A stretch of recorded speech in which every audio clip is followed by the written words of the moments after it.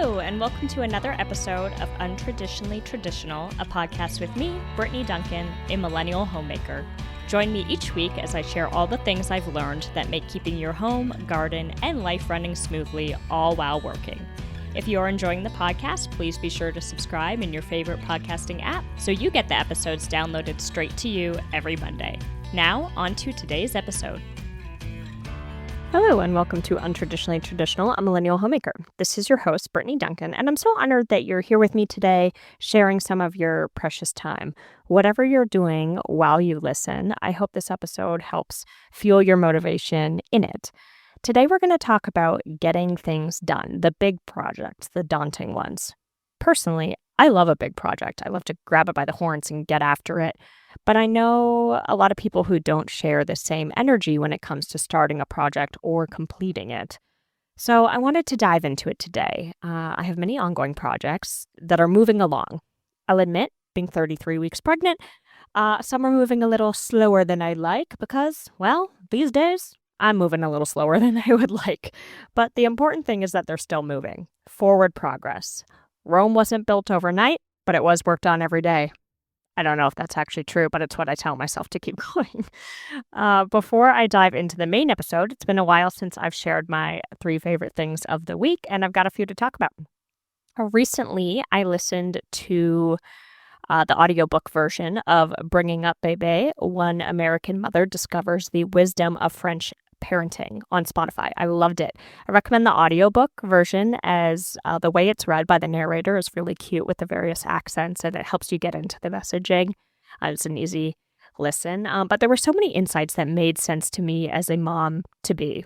I mean, we'll see how they go in practice and like how they shake out when we get to the various stages that the book addresses, from sleepless nights with a newborn to battling toddler energy and strong will and eating habits and so on. But it was a great listen. I liked it. So if you are a parent or a parent to be, it went through like all the different stages and had a lot of insights that I thought were good. Second is the sunshine and spring weather. If you're in the cold zone still, I'm sorry, because I know what it feels like to live in a state that seems to be one of the last ones to enjoy the spring weather that everyone's talking about. I listen to a lot of podcasts and I often feel like everybody's talking about spring and gardening months before we're there. But this year in Boise, we've had an extremely warm winter and an early spring. Perhaps it's a fall spring, we'll see. But regardless, I soaked it up this last week. We had temps in like the low and mid 80s in the middle of March, unheard of. But I made the most of it in the garden. I took my lunch breaks outside, and then we also had a family picnic with my mom, dad, granny, brother, sister-in-law, and there were 2 kiddos, and it was perfect. We went to a park, and it was just like classic family fun and connection outdoors under the sun. So loved it, loved making the most of that. Which brings me to my third and final favorite thing, which is a dessert that I made for the picnic, which I've talked about on the podcast before in the episode titled Lessons from London. It's called Eton Mess. It's a British dessert. Incredibly simple. It's light and so tasty. So here it is. It's 5 ingredients, less than 10 minutes of work, and can be prepped ahead. So how I make it: 1 pint of heavy whipping cream, 1 tablespoon of maple syrup, 1 teaspoon of vanilla extract. I whip that in a mixer until it's like a thick whipped cream consistency. And then I gently fold in 2 cups of chopped strawberries, although you can do like any berries. You could do a combo of strawberry, blueberry, raspberry if you wanted, or one or the other. I just happen to have strawberries. And then 1 to 2 cups of crushed meringue, depending on how sweet you want it. Chill it, serve it. For the meringues, I have found them at Trader Joe's for anyone wondering where you can source those without having to make them, because I've never done it, but my understanding is that making meringues is an art form, and it would take this simple dessert to be not nearly as simple. So check your Trader Joe's if you're looking for meringues. But yeah, that was a dessert. Super simple. Love it. Okay, on to the main episode. The first step to success in any big project is to break it down into smaller pieces. What needs to be done to accomplish the end goal? Not just the big steps, but the minor steps too, because they all take time and should be accounted for and celebrated as you complete them.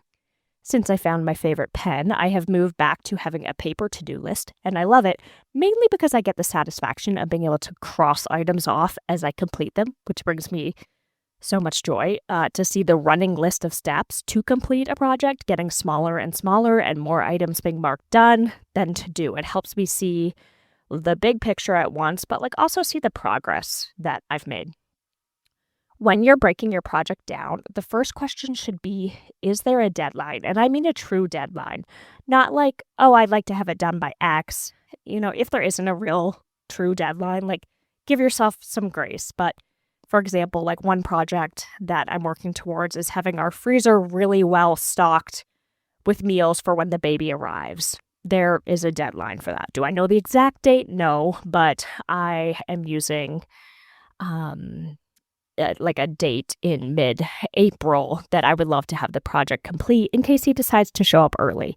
Also, just so I can kind of have some relaxation those last couple weeks of pregnancy if he does show up on his due date. I started this project around 28 weeks of pregnancy, which, when I broke down how long I had until my deadline, gave me 9 weeks. This knowledge was really helpful because in a simple way of looking at it, if I made an extra large batch of one meal each week, that means that I would be stocking 9 different recipes in the freezer to cover a number of meals in those first postpartum months. Because I cook a lot, though, many weeks I've been doing more than one big batch when cooking. And then there's some weeks that are just a really busy week that I'm not adding to the freezer. So it kind of ebbs and flows.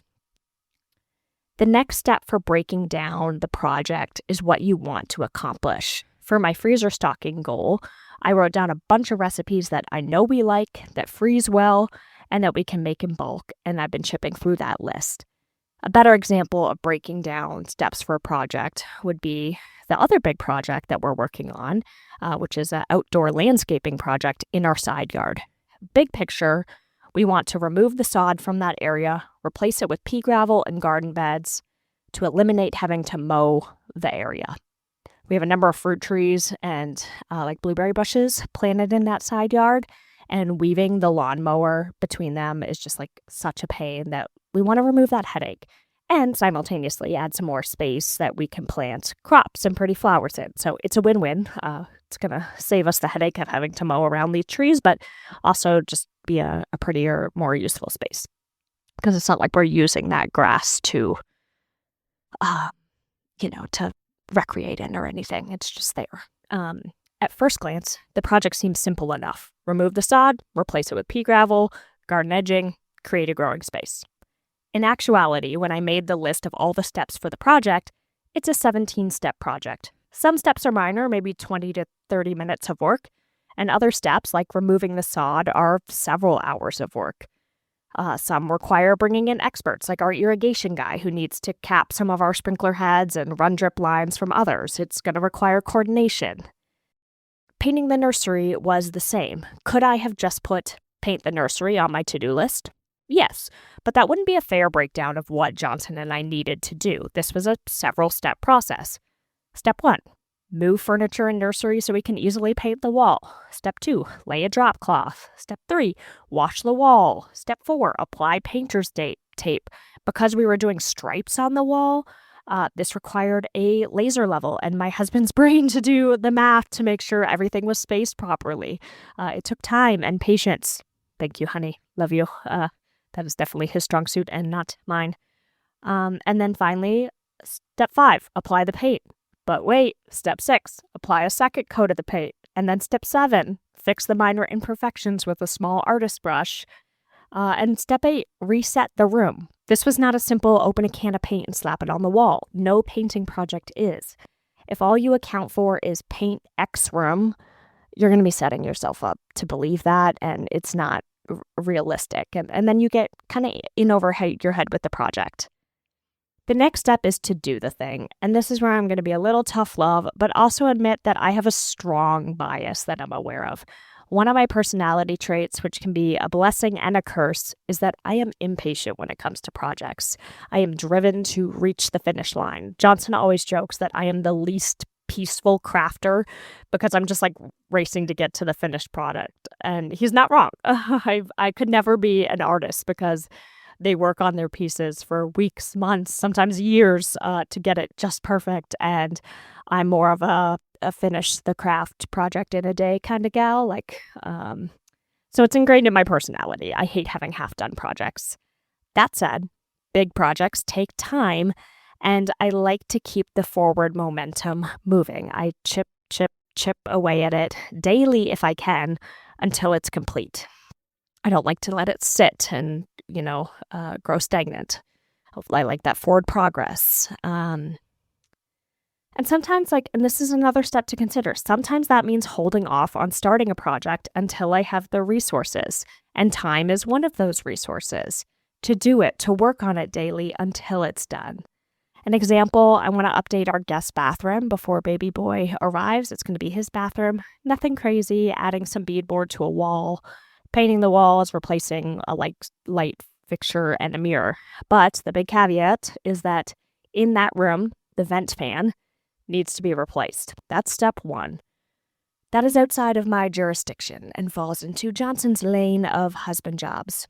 No ladders or electricity for the pregnant lady. It's also got about probably 60 years of dust sitting in it. Pretty sure it was original to the house, so not something that I want to mess with. Other parts of the project that require Johnson are, installing the beadboard, measuring, leveling, math, getting the materials from Home Depot. Could I do these things? Yes, but they're not my strong suit, and I know that, especially with pregnancy brain. And so waiting until Johnson is available to help with the project when he has a break and, the mental space to knock it out with me, quickly is the best practice. If you and your partner are tackling projects together, which I highly recommend, I think it brings pride into the home for everyone involved. I think it makes your marriage stronger. There's something about working together that is really special. I mean, I just feel so connected to Johnson when we are working on projects together. And then every time I see that project for years to come, I'm like, we did that. And there's something really special about that. But you also you want to make sure you're not working against each other. For example, I could paint the walls myself, but then Johnson removing the vent fan would have to work harder to make sure he's not messing up the new paint. He would be limited in buying the new vent fan, having to make sure that it's the exact dimensions of the old one as to match the paint spacing. You get the idea. There's a natural flow of a project. So you can just take steps forward versus one step forward, two steps back. Laying out all of the individual steps of the project helps you see what makes sense for the flow of the project and organize it in a way that you're not going to be basically setting yourself up for failure and having to redo anything. Not biting off more than you can chew would be my final advice. And I'd say only work on one project at a time, but I'd be hypocritical in saying that. So I'll adjust to say maybe one outdoor project and one indoor project at a time. No more until the current project is complete. And then take a break to enjoy it before jumping into the immediate next thing. I'm a little hypocritical in that last part because right now, the phase we're in, we're jumping project to project right now because we're crunch time before being parents to a newborn. So time is of the essence if we want to knock these things out before his arrival. But in a normal season, finish your project, sit back, admire, and enjoy it for a while before diving into the next one. I think this really helps prevent project burnout. I feel having an outdoor and an indoor project going at the same time is fine because there's different hours for each. The outdoor project likely is subject to weather. For example, I, was planning to start chipping away at removing the sod this morning. I was going to start at 9 a.m., but it was 33 degrees out. The sun hadn't hit that side yard yet, and I was like, this would be a miserable time to start this. So I looked at my weather app. I saw it was going to be sunny and 50 degrees by noon.